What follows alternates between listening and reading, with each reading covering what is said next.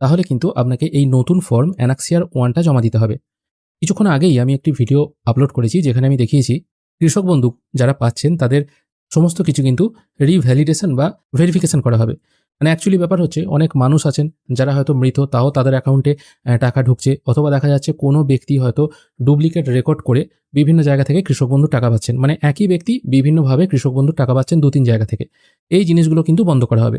এখানে 1, 2, 3, 4, 5 টোটাল 5টা পয়েন্ট আছে। এই 5টা পয়েন্টে কিন্তু কোন কোন জিনিসগুলো খতিয়ে দেখা হবে সেগুলো মেনশন করে দেওয়া আছে। এবং তার থেকেও বড় কথা, এমন অনেক মানুষ আছেন যারা শুধুমাত্র কৃষক বন্ধু পাচ্ছেন, তারা হয়তো পিএম কিষাণ পাওয়ার যোগ্য।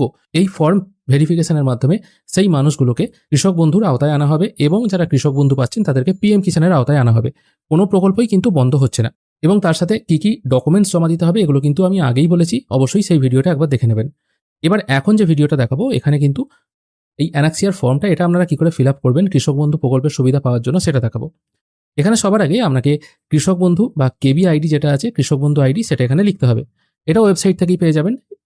যদি কৃষক বন্ধু আইডি বার করতে চান বা কি করে বার করতে হয় ওটা জানতে চান আমাকে কমেন্ট করবেন, আমি দেখিয়ে দেবো। তারপর নিচে দেওয়া আছে ক্রমিক নাম্বার বা সিরিয়াল নাম্বার। এই ক্রমিক নাম্বার বা সিরিয়াল নাম্বারটা এটা আপনারা পাবেন না, এটা অফিস ইউজের জন্য।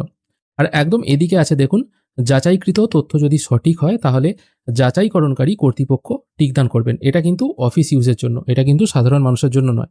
মানে আপনি যে তথ্যগুলো দিয়েছেন সেগুলো যদি ঠিকঠাক থাকে তাহলে যিনি আপনার ফর্মটা ভেরিফাই করবেন তিনি এই ঘরটায় টিকমার্ক দেবেন। এটা কিন্তু যিনি কৃষক বন্ধু পাচ্ছেন তাকে কিন্তু ফিল আপ করতে হবে না। এবার কি করে এই ফর্মটা ফিল আপ করবেন সেটা দেখে নিন। শুধুমাত্র এই ঘরগুলো ফিল আপ করবেন, মানে এই নিচের ঘরটা, এই ঘরগুলো কিন্তু হাত দেবেন না। এটা কিন্তু অফিস ইউজের জন্য।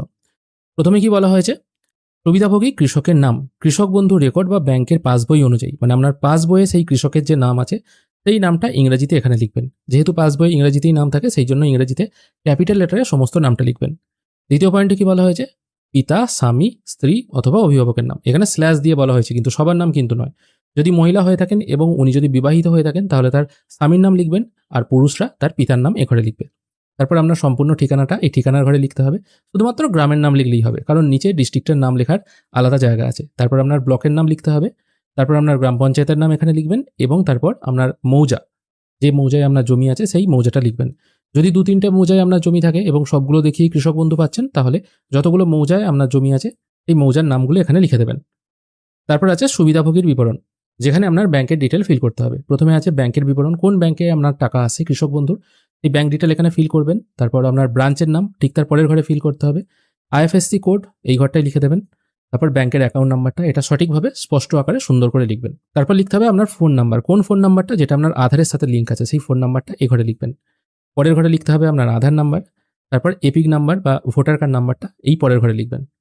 তারপর জিজ্ঞেস করা হচ্ছে এএসডিডি তালিকাভুক্ত কিনা, মানে আপনি যে এসআইআর লিস্ট পাবলিশ হয়েছিল সেখানে অ্যাবসেন্ট, শিফটেড, ডিলিটেড অথবা ডুপ্লিকেট কিনা, এটা ইয়েস অথবা নয় উত্তর দিতে হবে। তারপর জিজ্ঞেস করা হচ্ছে পিএম কিষাণের সুবিধা পাচ্ছেন কিনা।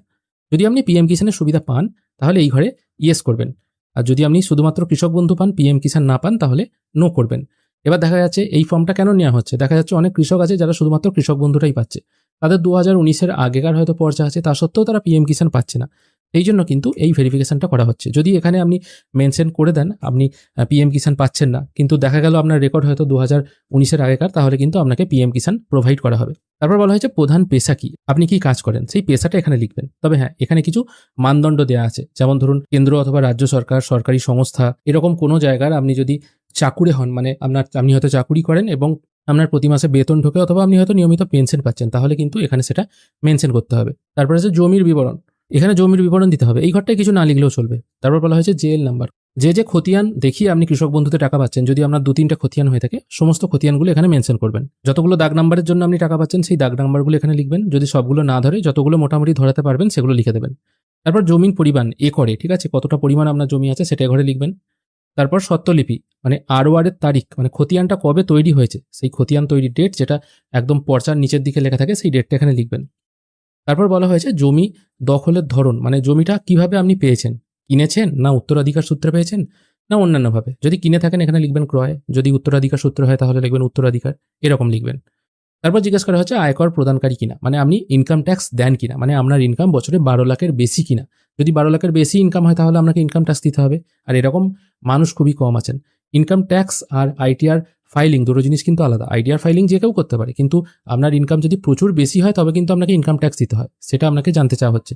যদি ইনকাম ট্যাক্স দেন ইয়েস করবেন, অন্যথায় নো করবেন। চলে আসছি পরের পাতায়। এরপর আপনার স্ত্রীর বিবরণ দিতে হবে। স্বামী হলে স্ত্রী, স্ত্রী হলে স্বামীর বিবরণ দিতে হবে।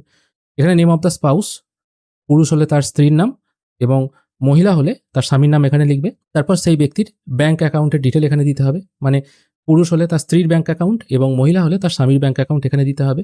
তারপর কোন ব্রাঞ্চে অ্যাকাউন্ট আছে, আইএফএসসি কোড এবং অ্যাকাউন্ট নাম্বার পরপর এই ঘরে লিখতে হবে। একই রকমভাবে আধারের সঙ্গে লিঙ্ক ফোন নাম্বার এখানে লিখতে হবে। তারপর একই রকমভাবে আধার নাম্বার, এপিক নাম্বার এখানে বসাতে হবে। তারপর জিজ্ঞেস করা হচ্ছে কেবিএন এর সুবিধাভোগী কিনা। কেবিএন বলতে কৃষক বন্ধুটাই হবে মনে হয়, যদি এটা একবার জিজ্ঞাসা করে নেবেন, এটা আমারও ঠিক জানা নেই। কেবি বলতে বোঝানো যেত কৃষক বন্ধু, কিন্তু এন একটা কথা জুড়ে যাচ্ছে, এটা আপনারাও যদি জানেন আর কি আমাকে জানাবেন। তারপর জিজ্ঞেস করা হচ্ছে এএসডিডি তালিকাভুক্ত কিনা, মানে এসআইআর এ আপনি অ্যাবসেন্ট, শিফটেড, ডেড অথবা ডুপ্লিকেট ভোটার ছিলেন কিনা, এটা জানাতে চাওয়া হচ্ছে, এটা অবশ্যই নো করবেন। একই রকমভাবে পিএম কিষাণের সুবিধা পাচ্ছেন কিনা, এটাও কিন্তু স্বামী হলে স্ত্রীর, স্ত্রী হলে স্বামীর যে তথ্য আছে সেটা জানাতে হবে। এবং স্পাউস, তিনি তার প্রধান পেশা কি সেটা এখানে লিখতে হবে। তিনি যদি সরকারি চাকরি বা বেতন পান বা পেনশন পান সেটাও কিন্তু এখানে মেনশন করতে হবে এই নিচের ঘরে। এদিকের ঘরগুলো কিন্তু ফিল আপ কেউ করবেন না। তারপর এখানে একটা অঙ্গীকারপত্র আছে যেখানে মেনশন করা হচ্ছে আপনি যে তথ্যগুলো দিয়েছেন সেগুলো সব তথ্য, যদি ভুল তথ্য দিয়ে থাকেন তাহলে আইনানুগ ব্যবস্থা নেওয়া হবে এবং আপনার ফর্ম বাতিল করা হবে। এটা একটা অঙ্গীকারপত্র, জাস্ট প্রতিটা ফর্মেই থাকে। এবং নিচের দিকে সিগনেচার অফ বেনিফিশিয়ারি, মানে যিনি আবেদন করছেন তার সই হবে। সই করতে তিনি যদি না পারেন তাহলে টিপছাপ হবে। তারপর এখানে দেখুন এটা বলা হয়েছে অফিস ইউজের জন্য, অফিস ব্যবহার করবে এইটা, এখানে যাচাইকারী স্বাক্ষর হবে। আর নিচে যে প্রাপ্তি স্বীকার অংশটা আছে এটা কিন্তু আপনাকে কেটে ফেরত দেওয়া হবে। এই নিচের অংশটা আপনাকে কেটে ফেরত দেওয়া হবে রিসিট হিসাবে, এটা আপনাকে রেখে দিতে হবে। এবং যিনি কেটে ফেরত দেবেন আর কি, বা আপনারা যেখানে ফর্মটা জমা দেবেন, এখানে আপনার নাম, মানে যিনি কৃষক বন্ধু পাচ্ছেন তার নামটা এখানে লেখা হবে, তার ফোন নাম্বার এখানে লেখা হবে এবং আপনার ফর্মটা যে গ্রহণ করা হলো সেটা লেখা হবে। এই ফর্মের সাথে যিনি আবেদনকারী আছেন এবং তার স্বামী এবং স্ত্রী ভোটার কার্ড, আধার কার্ড, ব্যাংকের পাসবই সমস্ত কিন্তু জেরক্স জমা দিতে হবে। এখানে কেবি আইডি মানে কৃষক বন্ধু আইডি দিতে হবে এবং সিরিয়াল নাম্বার, এটা যিনি আধিকারিক বা যে আধিকারিক ফর্মটি জমা নেবেন তিনি কিন্তু এটা এখানে মেনশন করে দেবেন। এবং আবেদন গ্রহণকারী আধিকারিকের স্বাক্ষর সেটা এখানে হবে। পরবর্তীকালে কৃষক বন্ধু টাকা যদি আটকে যায় বা কোনো রকম সমস্যা হয় তখন কিন্তু আপনাকে এই প্রাপ্তি স্বীকার বা অ্যাকনোলেজমেন্ট কপিটা নিয়ে বিডিও অফিসে যোগাযোগ করতে হবে। ওখানে গিয়েই কিন্তু আপনাকে দেখাতে হবে আপনার টাকা এলো না কেন। মোটামুটি এই ফর্মটা যারা কৃষক বন্ধু পাচ্ছেন সবাইকেই কিন্তু ফিল আপ করে জমা দিতে হবে, তবেই কিন্তু আপনারা কৃষক বন্ধু প্রকল্পের টাকাটা কন্টিনিউ পাবেন, না হলে কিন্তু আপনাদের টাকা আটকে যাবে। এই ছোট্ট আপডেটটুকুই আপনাদেরকে দেওয়া ছিল। ভিডিও যদি ভালো লেগে থাকে অবশ্যই একটি লাইক করবেন। ভিডিও দেখার জন্য অসংখ্য ধন্যবাদ, ভালো থাকবেন।